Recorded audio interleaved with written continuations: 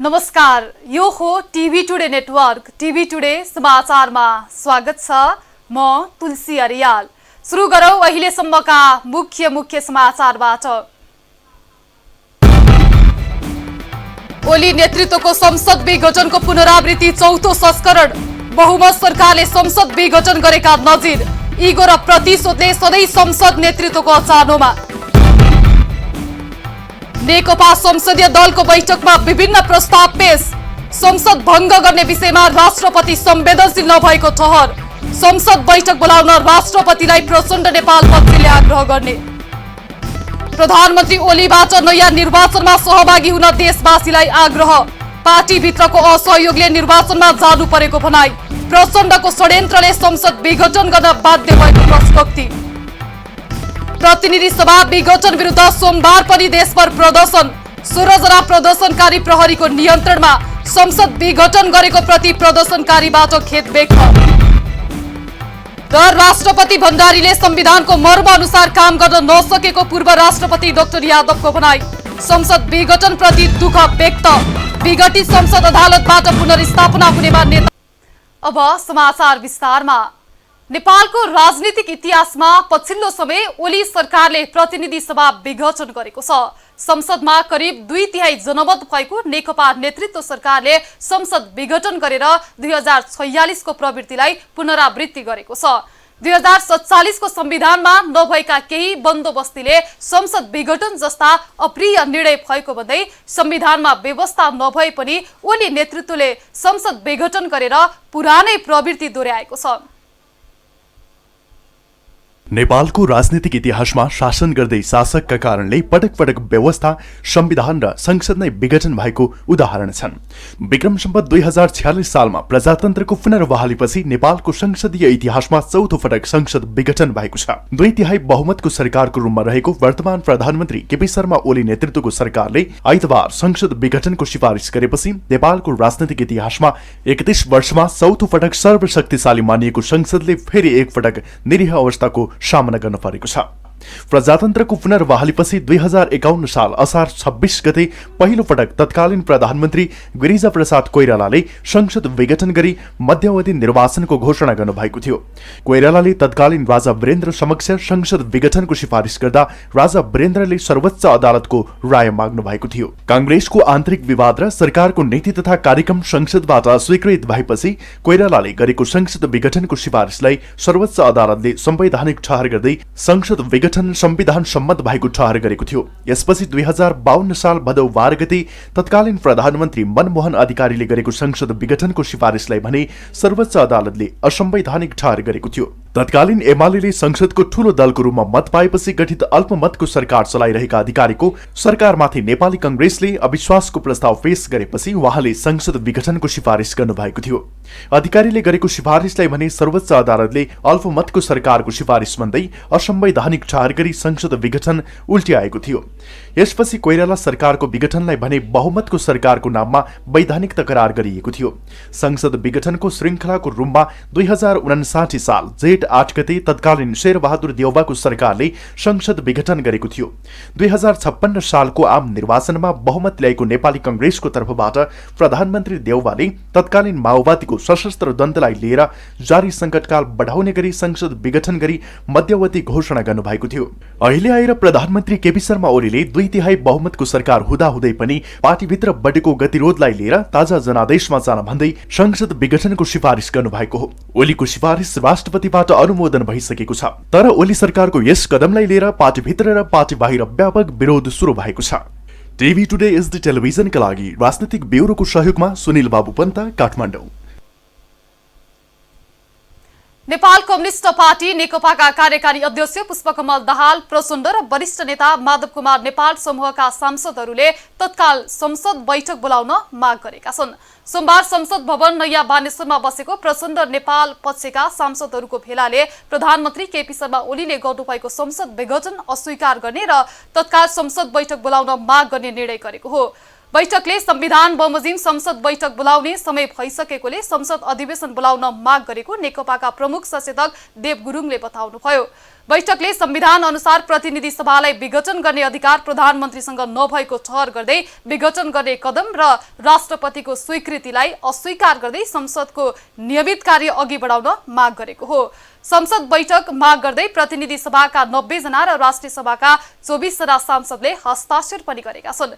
यसको थप प्रक्रियाको लागि मंगलबार संसदीय दलको बैठक बोलाउने पनि दुई पक्षले निर्णय गरेको छ।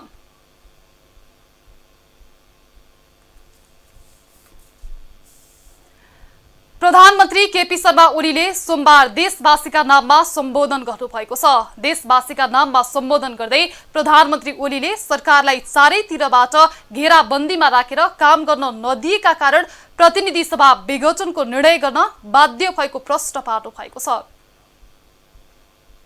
प्रधानमन्त्री केपी शर्मा ओलीले सरकारलाई चारैतिरबाट घेराबन्दीमा राखेर काम गर्न नदिएका कारण प्रतिनिधि सभा विघटनको निर्णय गर्नु परेको बताउनु भएको छ। सोमबार देशवासीका नाममा सम्बोधन गर्दै प्रधानमन्त्री ओलीले जनमत अनुसार सरकारलाई काम गर्न नदिएर घेराबन्दी गर्न थालिएपछि बाध्य भएर संसद विघटन गर्नु परेको बताउनुभयो। 2074 सालको निर्वाचनबाट प्राप्त जनादेश अनुसार सुरुमा सरकार गठन भई भाँजो हाल्न खोजिएको उल्लेख गर्दै ओलीले सरकार गठन भएपछि पनि काम गर्न नदिएको बताउनुभयो। योग्यता र क्षमता अनुसार मन्त्री परिषद गठन गर्न नदिएर आफ्नो र पराई कसलाई राख्ने र नराख्ने भन्ने कुरामा नेताहरू अल्झिएको आरोप उहाँले लगाउनुभयो। निर्धारित समय भन्दा 1.5 वर्ष अगाडि नै प्रतिनिधि सभा विघटन गरी पुनः ताजा जनादेशका लागि जनता समक्ष जाने अनुमान गर्न नसक्ने अवस्थामा भए पनि अन्त्यहीन र अर्थहीन विवादमा अल्झाएर संसदलाई अर्थहीन तुल्याएर जननिर्वाचित सरकारलाई असहयोग गरेको कारण जनतामा जानको विकल्प नभएको उहाँले बताउनुभयो।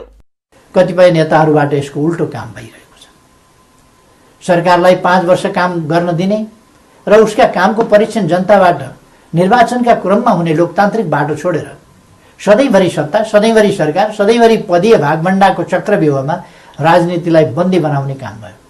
प्रधानमन्त्री ओलीले संसद विघटनको घटना अप्रत्याशित र आकस्मिक जस्तो देखिए पनि राष्ट्रिय राजनीति र सत्तारूढ दलकै नेताहरूले जनभावना विपरीत लागेका कारण भएको बताउनुभयो। पार्टी अन्य नेताहरूलाई लक्षित गर्दै उहाँले सधैँ पद र प्रतिष्ठाका लागि मात्रै केन्द्रित भएको बताउनुभयो। नेकपाको काँधमा अभिभारा पूरा गर्ने गरी राज्य सञ्चालन, नीति निर्माण र जनपरिचालनमा केन्द्रित हुनुपर्नेमा पार्टीलाई असन्तुष्टि र कुष्ठामा बन्धक बनाउने प्रयास भएको बताउनुभयो। संसदलाई केही नेताहरूको स्वार्थको बन्धक बनाइराख्नु जनादेश विपरीत हुन जान्थ्यो। जनताको भावना अनुसार काम गर्न अगाडि बढ्नै नसक्ने स्थितिबाट मुलुकलाई निकास दिनै पर्थ्यो।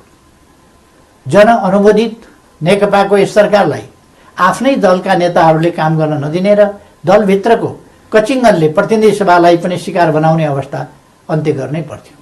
प्रधानमन्त्री ओलीले पार्टीभित्र देखिएको समस्या समाधानका लागि 2 अध्यक्ष बीच कार्य विभाजन गरिए पनि सोचे अनुसारको काम नभएको बताउनुभयो। कार्य विभाजन अनुसार आफू सरकार सञ्चालनको काममा केन्द्रित भए पनि अर्का अध्यक्ष पुष्पकमल दाहालले पार्टीको कामहरू अघि बढाउन नसकेको बताउनुभयो। पार्टीको घोषणा पत्र अनुसारको अभिभारा पूरा गर्न मन्त्रीमण्डल विस्तार गर्न खोज्दा पनि आफ्नो र पराईको कित्ता काट गरी अगाडि बढ्न नदिएको उहाँले बताउनुभयो। प्रधानमन्त्री ओलीले सरकार पार्टी संरचनामा नेतृत्व हस्तान्तरण वैधानिक प्रणाली बसाल्ने प्रयास गर्दा पनि सफल हुन नसकेको बताउनुभयो। मुलुकको जटिल अवस्थामा नियमित महाधिवेशन हुन नसक्ने हो भने पनि विशेष महाधिवेशन गरेर अध्यक्ष पद हस्तान्तरण गर्न इच्छा गर्दा पनि नेताहरूले 4 महिना समेत कुर्न नसकेको समेत उहाँले बताउनुभयो। महाधिवेशनका लागि 4 महिना कुर्नु भन्दा आफ्नो राजनीतिक चरित्र हत्या गर्ने गरी अत्यन्त लाञ्छित र अपमानित गर्दै आरोप पत्र पेश गरेको पनि प्रधानमन्त्री ओलीको भनाइ छ। प्रधानमन्त्री ओलीले सबैलाई निर्वाचनको तयारीमा जुट्न पनि आह्वान गर्नु भएको छ।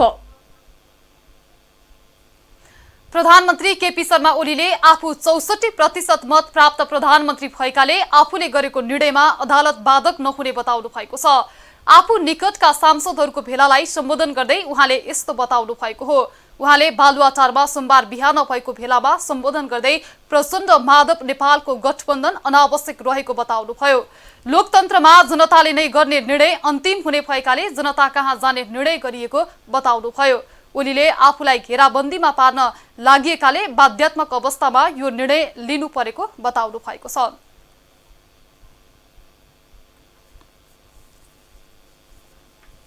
प्रतिनिधि सभा विघटन विरुद्ध सोमबार पनि देशभर प्रदर्शन भएको छ। प्रतिनिधि सभा विघटन विरुद्ध सत्तारूढ नेपाल कम्युनिस्ट पार्टी नेकपाका नेता कार्यकर्ता सडकमा उत्रिएका छन्।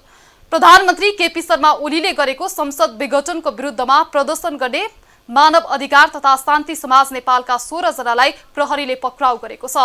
प्रधानमन्त्री कार्यालय सिंहदरबार दक्षिण ढोका अगाडि प्रदर्शन गर्ने क्रममा समाजका संस्थापक सभापति कृष्ण पहाडी, सभापति उत्तम पुडासैनी, संस्थापक सदस्य कृष्ण कडेल, पूर्व महासचिव कुमार राज सुवेदी, सचिव बलबहादुर मगर लगायत 16 जनालाई प्रहरीले पक्राउ गरेको हो। समाजले प्रधानमन्त्री केपी शर्मा ओलीको मन लाग्दी र राष्ट्रपति विद्यादेवी भण्डारीको मिलेमतोका कारण प्रतिनिधि सभा विघटन हुनु निन्दनीय भएको जनाएको छ।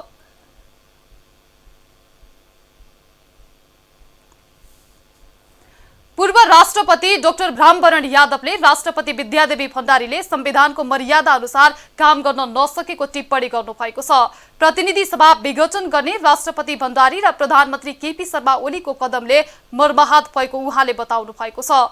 सोमबार त्रिभुवन विश्वविद्यालयको 46औं दीक्षान्त समारोहलाई सम्बोधन गर्दै पूर्व राष्ट्रपति डाक्टर यादवले राष्ट्रपति संस्थामाथि पनि देशले प्रश्न उठाएको प्रति चिन्ता व्यक्त गर्नुभएको छ। यस विषयमा पूर्व राष्ट्रपति डाक्टर रामवरण यादवले सर्वोच्च अदालतले ध्यान पुर्याउनु पर्ने बताउनु भएको छ।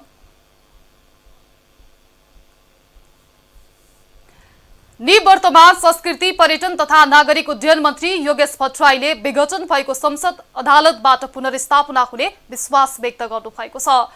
मन्त्रालयमा आयोजित औपचारिक विधायी कार्यक्रममा बोल्दै भट्टराईले संवैधानिक अंगहरू स्वतन्त्र रहेको अवस्थामा संसद पुनर्स्थापना हुने विश्वास व्यक्त गर्नुभएको हो। लोकतान्त्रिक प्रक्रियामा आघात पुगेका कारण आफू सहितका मन्त्रीहरूले सामूहिक राजीनामा दिएको उल्लेख गर्दै उहाँले देशका संवैधानिक अंगहरू स्वतन्त्र भएकाले संसद पुनर्स्थापनाको निर्णय लिने दावी गर्नुभयो। अभ्यास गर्ने जनताको जनप्रतिनिधिहरूको अभ्यास गर्ने सर्वोच्च थलो, त्यो सर्वोच्च थलो जीवित हुनुपर्छ। त्यसले धेरै कुरामा नियन्त्रण र सन्तुलन गर्छ, तर त्यो सर्वोच्च थलो नै जीवित नहुने जस्तो जुन घटनाहरू घट्यो यसमा हामी सहमत हुन सकेनौँ। आज संविधान पल्टा हेर्दा यो संवैधानिक नै छैन। कानुन र संविधान मन्त्रालयका अन्य कर्मचारी, युनियन कर्मचारी संगठनका पदाधिकारी लगायतका व्यक्तित्वहरूले समेत मन्त्री भट्टराईलाई सम्मान विदाई गरेका छन्। समाचारमा पालो छोटो विश्रामको।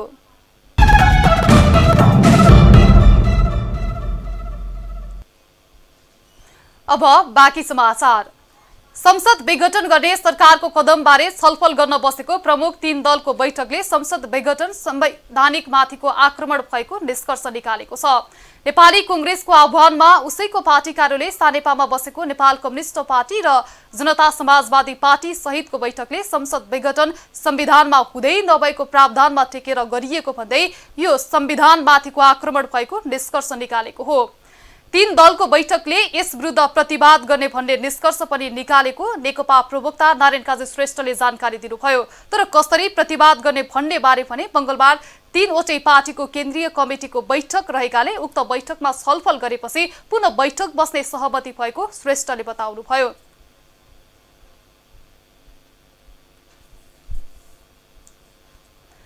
संसद विघटन गर्ने सरकारको कदम विरुद्ध सर्वोच्च अदालतमा 13 वटा रिट दर्ता भएको छ। आइतबार र सोमबार अदालतमा पेश भएका 13 वटा रिट दर्ता भएको हो। ती रिटमाथिको पेशी बुधबारका लागि तोकिएको सर्वोच्चका संचार विज्ञ किशोर पौडेलले जानकारी दिनुभयो। सबैजसो रिटमा संसद विघटन असंवैधानिक भन्दै खारेज गर्न माग गरिएको छ।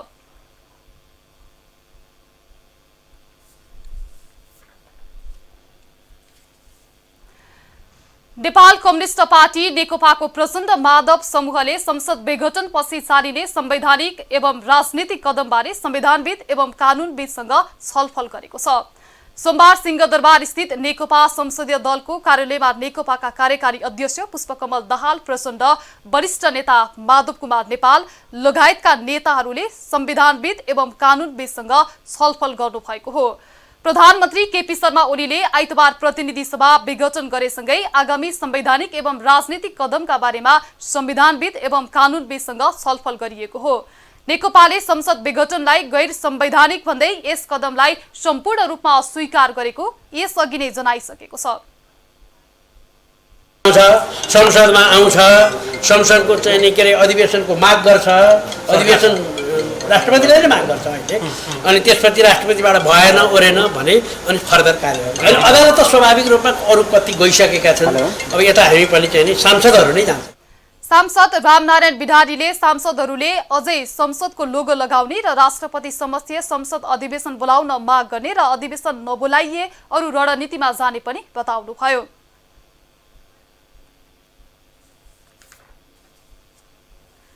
प्रतिनिधि सभा विघटन विरुद्ध जनता समाजवादी पार्टी जसपाले देशव्यापी विरोध प्रदर्शन गर्ने भएको छ। सोमबार बसेको आकस्मिक बैठकले 8 पुसमा र्याली सहित देशव्यापी विरोध प्रदर्शन गर्ने निर्णय भएको जसपा अध्यक्ष महन्त ठाकुरले जानकारी दिनुभयो।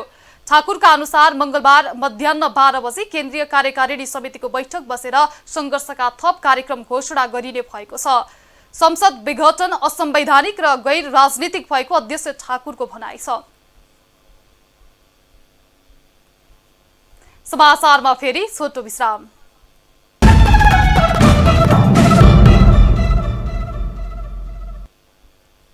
अब आर्थिक समाचार।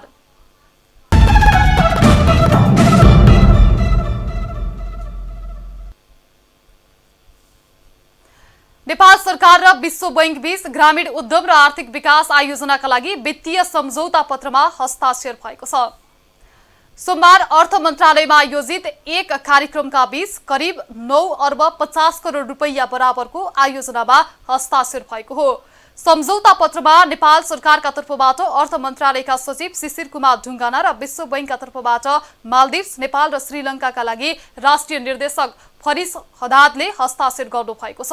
सम्झौतापछि ग्रामीण कृषि उत्पादनको बजार पहुँच र ग्रामीण उद्यमशीलताको प्रवर्धन गर्दै कोभिड महामारी पछिको आर्थिक पुनरुत्थानलाई अभिवृद्धि गर्ने विश्वास गरिएको छ। In Lumbini as well as Sudur-Pashchim province to create opportunities for successful linkages activities at the rural entrepreneurship through agriculture development and the आयोजनाले ग्रामीण उत्पादक समूहहरू र बजारहरूबीच उत्पादनशील साझेदारीको सहजीकरण गर्दै मूल्य अभिवृद्धि तथा रोजगारी अभिवृद्धि गर्ने विश्वास गरिएको छ। अब विश्व समाचार।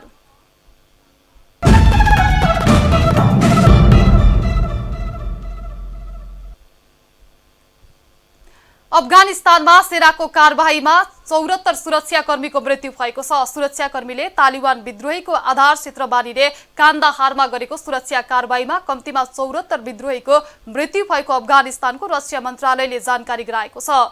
सरकारी सेनाको नियन्त्रणमा रहेको भूभागमा विद्रोहीले आक्रमणको तयारी थालेकोले आरोप लगाउँदै सेनाले सुरु गरेको कारबाहीका क्रममा उनीहरूको मृत्यु भएको मन्त्रालयले जनाएको छ।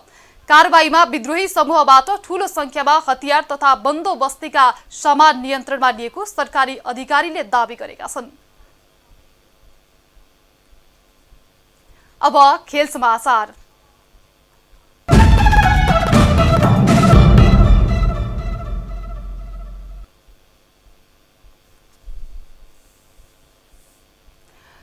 पोर्चुगलका क्रिस्टियानो रोनाल्डोले 2020 को गोल्डन फुटबल अवार्ड प्राप्त गर्नुभएको छ। सफल करियर भएका 28 वर्ष माथिका खेलाडीलाई वर्ल्ड च्याम्पियन्स क्लबले यो अवार्ड प्रदान गर्दै आएको छ।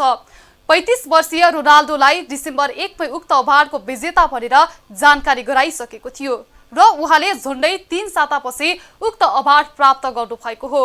रोनाल्डोले यस अवार्डको 18औं विजेता हुनुहुन्छ। सन् 2003 बाट प्रदान गर्न सुरु गरिएको अवार्ड यसअघि 17 खेलाडीले पाइसकेका छन्।